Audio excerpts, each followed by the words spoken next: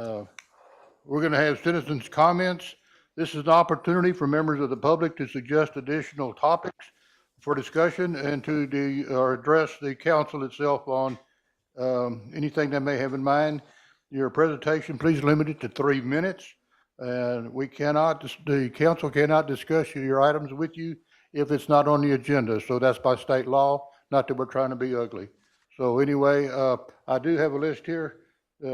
Donna, you and Larry were signed up earlier. Do you want to carry it over to tonight? Go ahead. Oh yeah, let's go ahead and do that first. Don't do that. This Oliver Tealgarden is going to do the presentation and the pledge. Okay. Good evening. Okay. Dear Lord, thank you for this day, and may grace cover this meeting.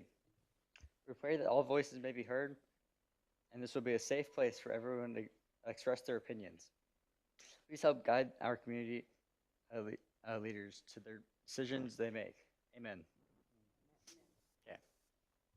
I pledge allegiance to the flag of the United States of America and to the republic for which it stands, one nation, under God, indivisible, with justice for all. Okay. Please join me in the pledge of Texas flag pledge. Honor the Texas flag. I pledge allegiance to Texas, state, under God, one and indivisible. All right. Thank you, everyone. Thank you, Oliver. Appreciate that. Appreciate that, our Boy Scout troop there. Okay, now Donna, I'm sorry. I guess we'll do it now. He's much more important than I am. Donna Hartman, 112 Great West Loop. I wasn't going to address this issue because I talked to Catrice for about 30 minutes on the water billing, and I thought she was going to address it to the general public. She had such a great presentation. I wish that we would have had it on here. So I just want to recap a couple of things because it seems like it's gotten so far out of hand. Our residents are so frustrated. I know our staff has to be unbelievably frustrated. Catrice told me that one day there was 1,000 messages to return. That's unsustainable to have that many messages. And I was happy to hear that and they have been doing this, but the city is really doing some things to try to help educate the public because we're getting our bills later. They have online payments that you can sign up for. You can sign up in an email. Now, if you just want to see what your bill is, because I mean, so many of us, it's like, well, we'd go in to pay, but we don't know what it is. It changes every month. So we appreciate what the city is doing to take care of that for us. And y'all are doing a great job of getting the word out. I would suggest that on next month's water bill, because every water customer would receive this bill, we put that, the site that they can go to, we put where they can go once again, and I know that's been out on social media, but every water customer would be reached by their water bill. And I know that you're capable of doing that because I asked you that. And like you said, a lot of people receive their water bill on the 11th, 13th, and the city graciously, and which it should be done, is going to extend not charging late fees till, did you say the 22nd? Okay, thank you. And the other thing is, I would really like, because this has gone on for several months, and I know you say each month it's getting better, but I'm really not seeing that since it was, just yesterday people were getting bills. So I really hope that y'all will really, and I know y'all are working so hard to do this, get to the bottom of what the problem is. We shut off on the 16th of the month. Does San Antonio want us to get the bills to them quicker to put out? What's the delay in getting the bills on the 2nd of January and then people getting them on the 13th? Is it with the mail system? Is it with the billing system? Also, the billing system we're using is the only one, from what Catrice told me, that's compatible with our software. So we have to use them. I don't know what the contract says. I don't know if contractually they need to get the bills out within a certain amount of time, but I'd really like to look into the guts of this to see where exactly this problem's coming from. I really appreciate everything y'all are doing. I think it's awful the amount of work that this has caused for you to do, but I think we got to get into the guts of this thing to see where's the root. Is it the mail system? Is Is it, do they want the bills at a different time of month for them? Does it work out better to get them at a different time of month? You know, we need to make this work. Our citizens are used to having a couple of weeks to pay the bills. Most every bill we pay, you know, there's a time period. People go out of town. We have a lot of people that travel. Some people that are sick, they can't drive up to City Hall and put it in the mailbox or come to City Hall. They need those extra days to do that. Some people don't want to get online. Some people don't want to give your email. So let's accommodate our residents like we always did before we did this computer conversion. And once again, I want to say, I know how hard our staff is working. I appreciate y'all so much. And I'm so sorry that you have had to take all this grief over the internet and citizens. And like Catrice said, let's all be patient about it. And so I want to thank you, and I want to offer you those suggestions. Thank you. Larry, do you want to speak? Thank you. Larry Hartman, 112 Great West Loop. Just two things. You kind of addressed it earlier. You talked about the road situation and contracts and fixing and that. Because I know the council has voted on it. We had all these studies and that. Let's please move forward as fast as humanly possible. But meantime, I see our inspectors left. He had mentioned safety in the city. In some parts of the road, it's becoming very unsafe. There's potholes that physically will throw the car one way or the other. And a motorcycle, I can't imagine. I'm glad I don't drive one, but you know, so there's a few potholes that need to be addressed. I mean, if you can do that. The other thing is, you've addressed FEMA, but we have probably 10 times the amount of down trees that were removed during the storm. We still have that. We have no place to put it. And we have the bins that, you know, can take them, but we have no place to put that because it's closed. I don't know what the timeline is to burn the stuff. I know that that's what you're working on, but there's a lot of brush that will become fuel for the wrong thing. And so I think, and again, I wish the inspector was still here because there's a lot of city property that there's a lot of brush that needs to be picked up. Everybody needs some, and let's work together on that. But, you know, let's don't sit there and spend time telling people in their homes, hey, fix your window because it was damaged in the storm. My neighbor's waiting 6 months.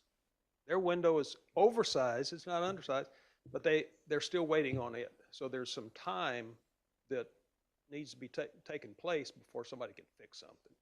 So thank you very much. Thanks, sir. Andrea? Okay, okay. John?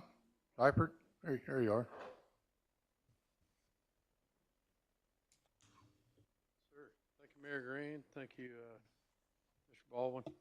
I'm probably going to parrot a lot of things that Donna and Larry just talked about. So the pit needs to be reopened, bottom line. We know that there was things going on with FEMA. We had to weigh whatever tonnage or whatever to get reimbursement on that. And that's fine. I understand that. And you know, when Mr. Baldwin held a meeting here about 6 months ago with city issues, and that the FEMA thing was one of the things that was brought up, and that was supposed to be resolved around November. Yes, I grant, I work for the government, so I know things move at the speed of government. So I completely understand that. But here we are, we're almost 9-10 months later after this tornado. I still have 4 or 5 trees on the back of my property that, not to burden the city, back in May, June, and July, to haul that stuff off. I cleared the stuff that was critical off my roof, off my house, around my front yard, the backyard. But the back part of the property, kind of like Larry and Donna, we kind of let that stuff alone because we realized the system was completely overburdened back then. So that stuff is not critical, but we need a place where we can cut up that brush and take it to. There's mountains and mountains of mulch out there. I'll tell you what, if you would offer up that to the residents, say, hey, come haul this off and use it for landscape or whatever, that might be a quick solution to get rid of it. So we can open that pit back up. Because it's not only a matter of aesthetics for the properties. Right now, we're coming into the dry season. We are in high fire danger right now. We do not need to become another LA or a Palisades fire. There is so much deadfall out there, the green spaces. Smith Park, go out to Smith Park. There's places, there's benches that have trees sitting on top of them out at Smith Park. 6 months ago, they offered up, hey, yes, the green spaces, we're going to take care of that. And if there's community involvement, heck, I'd be more than happy to fire up my chainsaw, come out there and help volunteer. I help y'all cut that stuff up. We got to have a place to put that brush, which we do. But, as again, I said, it's been closed for how long? Since last June, July. So, we have got to get that pit reopened. So, not as I said, an aesthetics thing.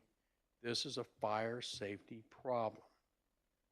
We cannot afford another Oakmont fire getting out of control, where, thank God, Morgan's Point Fire Department was on that, got a hold of that fire before it burned down some houses. The fire that was out near Smith Park about 5 years ago only burned about 3/4 of an acre. But that thing could have gotten out of control in a heartbeat. And all of us that live right there along the lake, that could have been devastating. This underbrush, this deadfall has got to have a place to go. We, the citizens, will do our part. We'll clean that up. We just got to have a place to take it. Second thing, yeah, the water bills. I've been here 13 years. My wife and I have been here 13 years. We have never, ever, ever paid a late fee.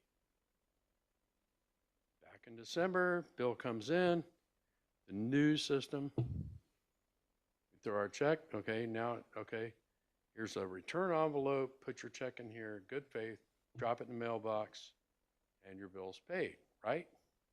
Oh, no. I get a notice in my mailbox on the 29th of December telling me, oh yeah, your water's going to get cut off on the 31st. Really? We paid our bill. I was on the phone for almost an hour to get a hold of a real person. They said, oh, no, you're good, you're covered. Your check came in probably when this notice was going out. But then my January bill shows up and I still got a $20 late fee on my January bill. I paid it because, okay, that's the right thing to do. We'll pay this bill now. We'll pay it and then we'll talk about it later. So now we're talking about it. So hopefully Morgan's Point Water will credit me $20 come February on my January bill. So yes, the water billing system has got to be fixed. So thank you all for your time. Thanks, sir. Okay, moving right along. Folks, council would like to have a motion to accept MS 25001, which is a consent agenda, to the minutes of the regular meeting on December the 10th. Do I hear a motion to accept that, please? I have a change. I didn't get a chance to see the minutes this time before the meeting. And all I want to do is and I haven't had a chance to talk to Camille about it either. On number 6, RF 24044, reappointing Economic Development Corporation, I would like the minutes to reflect who they are. So I would like the minutes to reflect Linda Bridges, Jason Johnson, Terry Harrop through 12/31/26. Just add it to the minutes, that specificity. And in the future, I'd like to see that on any appointment we make. let's put in the name and let's put in, the term. Was it on the agenda item, It was not on, the names? Their names? it was not, but it was listed on the attachment. The resolution. And I think it should go in the minutes as to who they are. The action item is descriptive enough and it has their names on it. There's no sense in having it because you're approving the item. Now, Neil can weigh in, but there's no, if you should have the names listed. I thought they were, but you're saying they're not on there, so They're on it for the next one. That might be what you're thinking about. probably. Ken Hobbs and Westmoreland.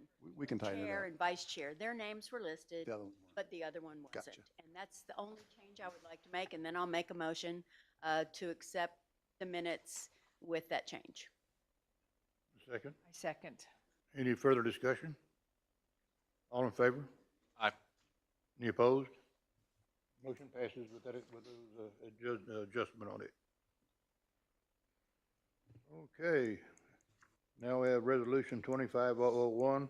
There's a memorandum, resolution authorizing members of the governing body to volunteer for organizations. Yes, Mayor, thank you. This is required by the local government code. And if we have volunteers, so there is the provision that allows it in state law or under the provisions of the local government code, section 21.03, allows for volunteers from council to actually volunteer and do things such that relates to public health, safety, and welfare, I think, of the municipality. So regardless whether it hasn't been done or not, doesn't really matter.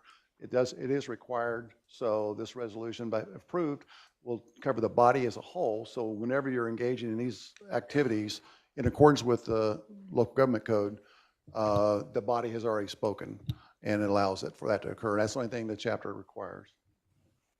I agree with that, and I'm glad we're being specific about it.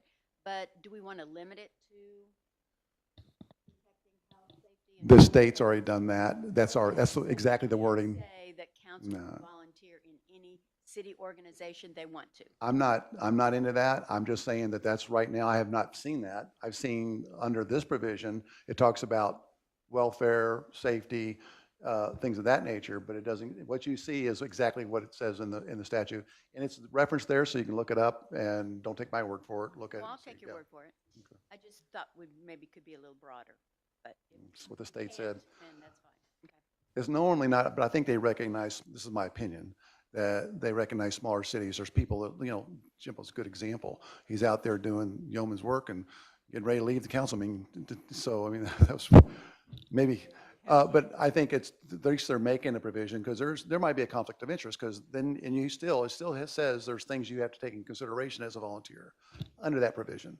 So, yeah. Do I hear a resolution, motion to accept resolution 25001 on that? I move to accept resolution 25001. And second? I'll second it. Any discussion on that? Any further? All in favor? Aye. Any opposed? Okay, motion passes on I'm that. sorry, I just thought of a discussion item. When it says welfare of the city, that's a pretty broad term.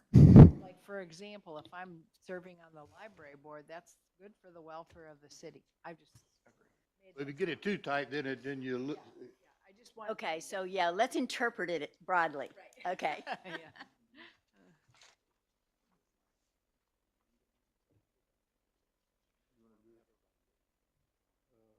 let's go ahead and get through and that way, this will get you updated.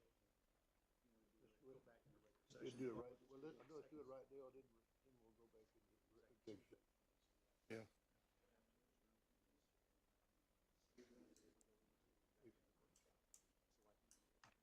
Oh, that's right, we gotta go back to the workshop to do that.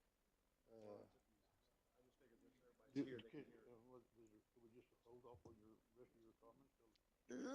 Or did you, something you need to get done on? Do we have qualifications for that? I mean, do we have to talk people down? How do you want to do it?